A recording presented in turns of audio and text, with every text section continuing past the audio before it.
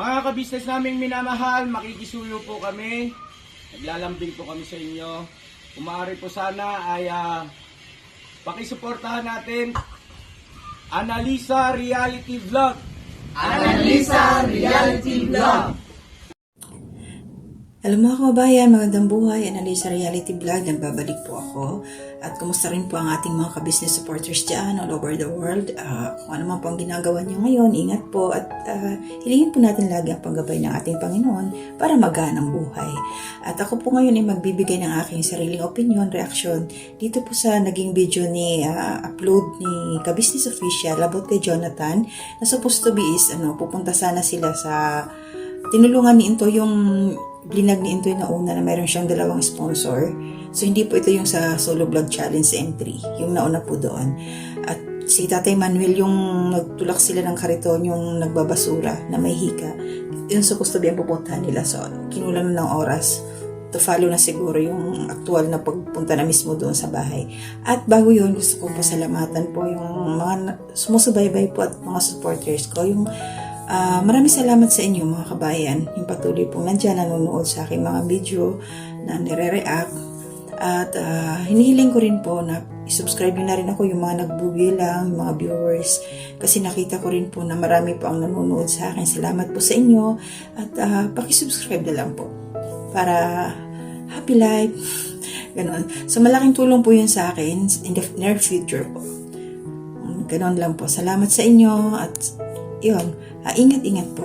At ito nga ho ang nangyari ngayon kay Jonathan habang nasa loob sila ng sasakyan.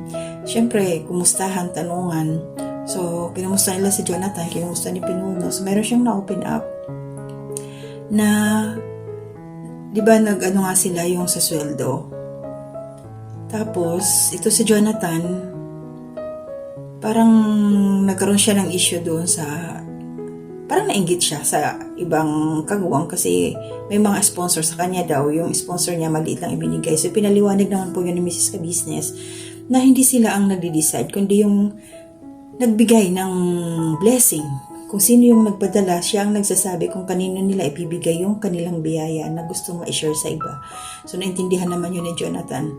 Pero ito yung naobserbahan ko sa kanya sa mga oras na yun. Kasi may mga binanggit siyang mga bad word pero huwag na lang natin ulitin. Panoorin nyo na lang po ang sinasabi ko ngayon nasa ka-business official ang full video na to.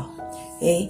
So, base sa aking pangunawa, yung nangyari kay Jonathan, kasi di ba bagong lipat lang sila doon sa lugar malapit kila Bornok.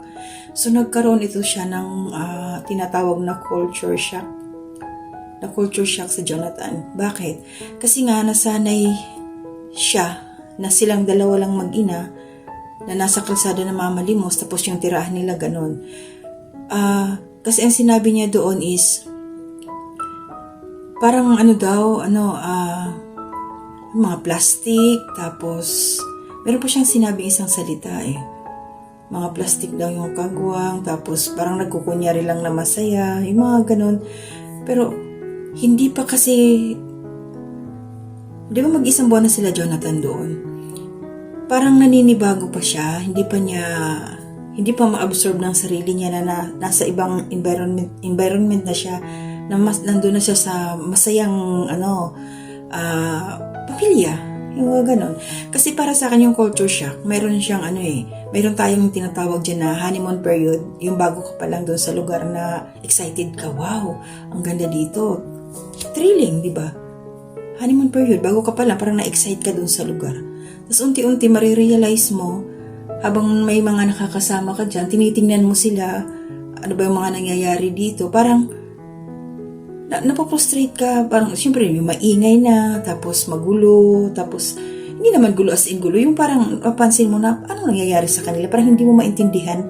So frustrated ka dun sa paligid, dun sa sa mga nakikita mo. Kaya ang ginagawa mo ngayon as bago lang doon sa lugar kasi nga na culture shock ka. So ina-isolate mo yung sarili mo, which is yun ang nangyari doon sa ni Jonathan, yung naging kilos niya kasi nga sabi nila ka-business na grocery sila. So ito si Jonathan, lumayo siya sa grupo. Parang nanahimik siya. Parang nag-isip.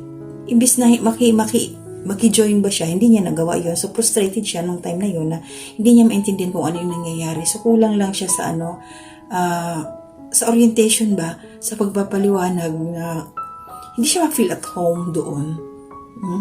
So, ayun, nasa honeymoon period siya, nalagpas siya ng konti, parang na-shock, mga ganun, tapos na frustrated na siya. So, ang kailangan niya ni Jonathan, dito sa culture shock kasi, mayroong tinatawag na adaptation. Ang adaptation kasi kailangan ma-adapt mo, kumbaga maipasok mo yung sarili mo doon sa bagong environment, sa bagong surroundings. Ma-apply mo siya, maintindihan mo kung ano na yung nangyayari sa kapaligiran mo. Yung main ka, kasi hindi ka na bago eh. Oo, yung una na frustrate ka kasi nga nanibago ka sa lugar. Yung mga tao, nagtataka ka, bakit sila tumatawa? Ano pinagtatawanan nila? Bakit sila masaya? Ano ba? Parang hindi mo maintindihan kasi nga hindi ka na-orient, hindi mo alam kung ano yung nangyayari. Kasi bago ka lang sa lugar. So, normal yun. So, kaya minsan yung mga ganyan nagkakaroon ng anxiety, yung mga ganun klase. So, ito. So, kailangan ma-adapt niya. Ma-adapt niya yung environment, yung mga kasama niya, makipagkaibigan siya. Siya mismo yung pwede libreng magtanong, makijoin siya, yung makijamming na ganun ba. Yun ang kulang eh. So, nahihiya siya kasi nga nasanay siya na sila lang ng nanay niya. Wala siyang ibang nakakausap. Tahimik. Kaya ngayon, parang na-shock siya doon sa family ka business na. Kasi nga, alam naman natin yung family ka business masaya. Tapos, basta yung mga ganung nakikita naman sa video, di ba? So, ayun, nalagpasan niya yung honeymoon period nila. Na-frustrate siya doon sa nakita niya. Then, adaptation. Kailangan i-adapt niya yung sarili niya doon. Then, after sa adaptation, kailangan niya yung acceptance. I-accept niya na wala na siya doon sa dati nilang kinalalagyan. Nandito na siya sa ibang mundo. Nandito na siya sa family ka business. So, kung ano man ang nandyan, i-adjust na yung sarili niya. Na hindi na siya yung dati. Hindi na sila yung dating nandoon lang sa sulok, sa tambakan na iwan ko yung basurahan yun, o tinutulugan nila. So, iba na yung nila ngayon. Iba na yung sitwasyon niya. Okay? So, na-culture shock lang talaga siya. So, maraming salamat kay Mrs. Ka-Business kasi naipaliwanag naman niya lahat at sana mag-absorb talaga yun sa isip ni Jonathan. So, kailangan ma-feel at home siya doon sa lugar, din sa mga tao, sa mga kasama niya, sa mga kaguwang. Pati kay Junjun natira niya si Junjun. Si Jonathan, mga plastic daw. So, kailangan ma-adapt mo, Jonathan, yung sarili mo doon. Makisama ka. Tama yung sinasabi nila, Mrs. Ka-Business. Kasi naman iniintindi ka nila. So, kailangan ipasok mo yung sarili mo doon sa grupo. Hindi ka naman nila, hindi ka naman nila itsapwera. Nag-a-adjust na nga sila para sa'yo. So, yun lang. So, malalagpasan mo rin yan, Jonathan, yung frustration mo na ilabas mo na at naintindihan na nila Mr. Ka-Business at saka ni Mrs. Ka-Business sa mga kasamahan mong kaguwang. Naintindihan na nila. Natawa ako doon sa salitang sinabi mo kay kay Power Ranger. JAGO. Mukhang ganon. Pasaway ka, Jonathan. So, ma-accept mo rin yan sila.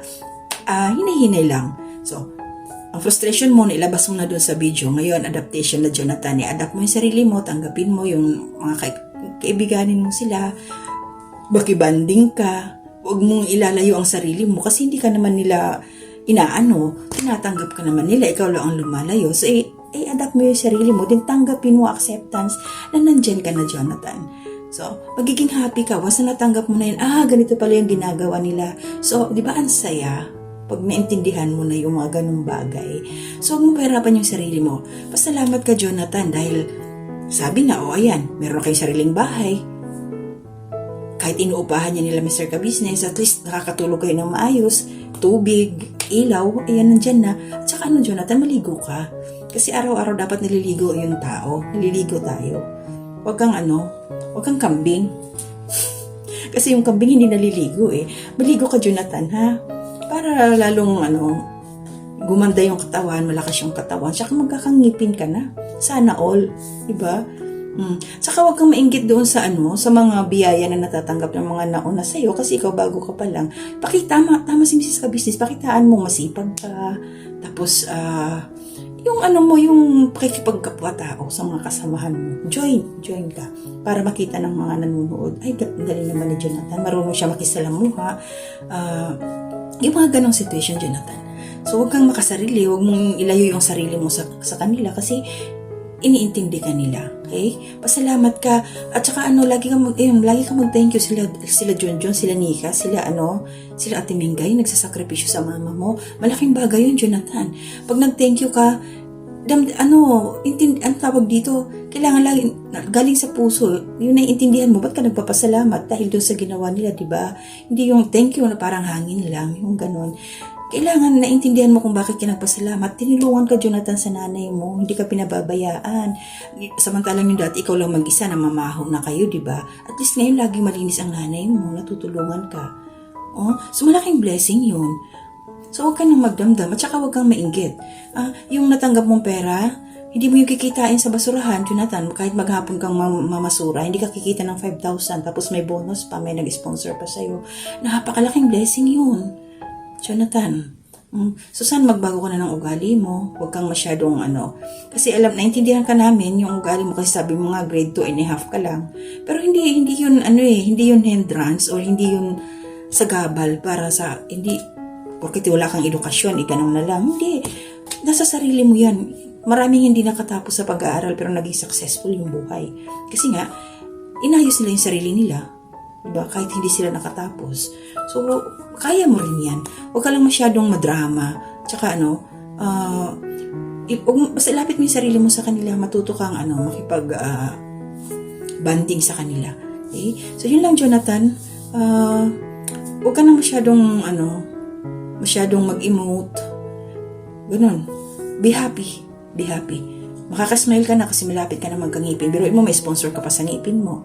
Diba? So, pasalamat ka, Jonathan, dahil hindi mo yung mga bagay na natatanggap mo ngayon, kung kayo lang na nanay mo, wala yan.